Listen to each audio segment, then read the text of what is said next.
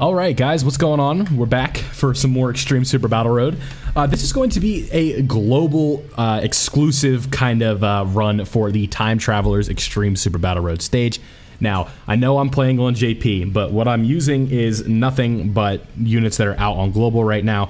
You guys can see, even with this, we are running a friend Bojack lead, the special friend Bojack lead. So you already know we are going to be without the fan favorite Big Bad Boss Link throughout most of this video on both of the Bojacks. My Bojack is at level 10 Link, so we will have it on mine, but the special friend one obviously will not. So when it comes to team building on the Time Travelers category, it's a pretty cut and dry sort of team setup that you want to do. I would say you want to prioritize the stunning on your non-damage dealing units. So units like AGL Mai or Int Mai are going to be units that are very consistent for you. Another potentially good option would be someone like Physical Vegito Blue. You have or AGL Trunks and Mai is another good option, but this one for me was more of just what's it called? Just item my way through it. Like let the damage reduction items do their thing, and just kind of endure the beating that we'd be taking here. Because this team is just, other than our boy Physical Cell, is just not doing as much damage as you would probably want from like your typical your unit in Extreme Super Battle Road, right? Because the global version of this category is so much worse than the JP version of this category, right? Because it's like there's just a few different options that you can get away with on the JP side of things. Like, so the typical JP team right now would look like you would run probably a Future Saga team with Int Trunks and Vegeta. You'd run Int LR Merge Zamasu. You would have EZA STR Trunks and Mai. They EZA'd over during the Tanabata celebration. You could potentially run AGL Goku Black. You would want to run Tech Goku Black and Zamasu.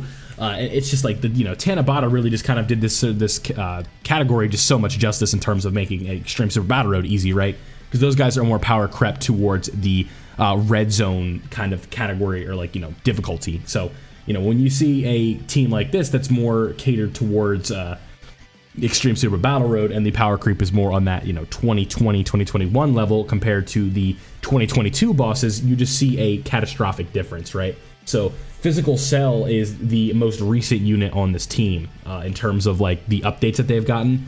Obviously, we have AGL Trunks, but he came out late 2021, and Cell EZ8 in 2022. So Physical Cell and Int Cell is the damage dealing rotation, while the other rotation I have is just here to not. It's basically just don't die, right? That's kind of the goal here with these guys. But when you want to look at potential options that you could bring on this Time Travelers team, you do have to remember of the leader skill that you want to use, right? I would say STR Bojack or STR Trunks and Mai is a fine setup.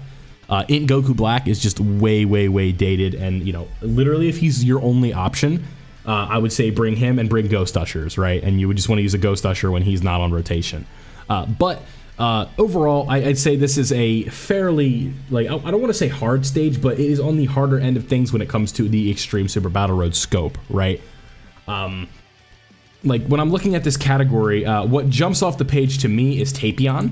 He is really, defensively, he is quite the machine, right? Like, he's got his dad. Let's just go ahead and pull up the kit. So, I know that he's a tank, but I just want to make sure I have the technicalities of it right? So he reduces damage by 50%, and he gets attack plus 80 when HP is 50% or less.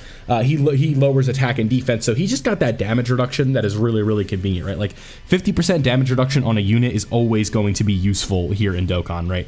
Unless the boss is hitting for like 1 million or whatever, and or like 1.5 million, and it still does 750k, whatever the damage may be. You're always going to find some kind of utility within 50% damage reduction. So Tapion is here to seal, or to be a bit more of a tank, right? So he's not here to do damage. He's here to to nerf the enemy with the lowering the attack. He's here to have the 50% damage reduction. He is just here to make things a tad bit easier. So looking around more at the category, another potential choice that you might want to do is the Super Dragon Ball Heroes setup, right? I know that Mask Ningen likes to kind of talk about the Super Dragon Ball Heroes team. You have let's just go ahead and look at the Dragon Ball Hero team overall, right? You'd probably want to run God Trunks. You have Extreme Int Toa. You have Extreme AGL Toa. We've got units like Xenopan. We have Golden Cooler, who's a little bit dated, but he'll easy A pretty soon, I'm pretty sure. We have God Trunks. We have, Xeno Super Saiyan 3 Goku. We have Vajinx. We have some Mira units. We have Celis. We have Super Saiyan 4 Vegito. We have, what's this lady's name? Poutine. We have Xeno Goku Super Saiyan 3. We have Cumber. There's just a lot of different options that you could get away with in terms of running this team. The Super Dragon Ball Heroes team is definitely kind of a sleeper pick, I think, if you can run it. But again, it's not a guarantee that you're going to have all those units in the right setup. So this is personally coming from the box of someone who doesn't have very many Dragon Ball Heroes units, as I've only been able to summon on those banners twice, really. A little bit of a late start to Dokkan, but this is kind of the price you got to pay, right? But overall, I'd say, when it comes to team building, it is pretty straightforward. You just want to take the best units you got and slap them on a team. If you can find a way to make Extreme AGL First Form Cell work, I would say 100% bring him, because you are going to be fighting multiple enemies the entire fight. So he is one of those units that you 100% want to bring to the table. And otherwise, you just kind of got to look around to see what you got, right? When it comes to the LRs, I would say the most usable ones, you have the free-to-play AGL Prime Battle Trunks that easy aid. You have Demon King Piccolo, who would have damage reduction with the certain amount of orbs, and then he orb changes to kind of counter that. I would say Int Rose and Int Bojack have fallen off a bit, but maybe you could get away with running the Bojack rotation. There is the Trunks that has the Trunks and Bulma in the art. He is okay. LR Vegito Blue has yet to easy A over on the global side of things, so you'd want to wait for him. STR Goku Black is obviously no good, the Goku Black and Zamasu clothes. Physical Trunks is, he's just okay. I don't really would see too much utility for him in here, but, maybe you could get away with it, right? Trunks and Mai, like I said, is a decent option. AGL Mai, you see me running on her on the team right now. Maybe someone like Meki Kabura. I'm just kind of going down the typings, right? Someone like Meki Kabura could really work. You're kind of just looking around. I'm just, like I said, I'm looking through the category, seeing what you could potentially use. The sub Easy A Tech Trunks is really good. He is aged pretty well. And then, really, I feel like that's about it in terms of the options that you would want to use for this team. Now, if you guys are watching the gameplay, I'm really just trying to make sure that there's an item, some sort of resemblance of an item up at all times. It gets really, really tricky if you do not have items on at all times right here. So this is where things get a little bit tricky, right? So what we're trying to do is get rid of this tech enemy and then just kind of damage reduction our way through the next part, right? Because this is what I was talking about, where an item needs to be active. So I'm like, I don't know what to do right here. So that's why you're seeing like the pause for a while. I'm like, do I want to do this? Do I want to do that? Like, how do I want to set this up, right? And then I think I go ahead and pop it, the Android 8. I'm like, okay, there's no way I'm going to tank this. I just need to play it safe, because I'm not going to be able to get the super attack with Tapion right there. That was where things kind of got a little bit off the hinges, but you guys have seen Big Bad Bosses is active here for my Bojack, and the friend Bojack did have Big Bad Bosses at one point, but Tapion went ahead and did his job, so maybe the item usage was in vain, but I couldn't risk it, because like you said, Bojack could have gotten supered right here, and that would have been all she wrote with no item. So I was like, okay, let's forgo the Android 8, and then we'll just kind of go ahead from there. And now at this point, mentally, so that's right. Yeah, right here, I got to risk it for the biscuit, right? I put Cell in slot 1, and then put the other Cell in slot 2. I don't pop an item because we have the 8 active, but I'm like, no damage reduction, let's just go in. So at this point, I'm thinking Dokkan Attack. That's how I'm going to win this much easier, right? Because what we want is the Dokkan Attack with Physical Cell, as he has the highest attack stat potential here, right? Like, no one's going to hit harder than him. Maybe Int Cell if I get all those orbs, but that's what I'm trying to get to, right? And right here, this is interesting, right? So Cell takes... Oh, never mind. I thought that was way higher in the initial recording, but... The Dokkan Attack with Physical Cell is where I'm at. The only reason I would say Int Cell might be the right choice for the Dokkan Attack is just because he has type advantage over DKP in the third fight, because this DKP hits really, really hard, and he's tech, so he has advantage over some of our utility units like Tapion and Mai, right? Mai doesn't really fit with anybody on this team here, but she's got one thing that she can do. I'm sure you guys know. She can stun. So she is a stunner.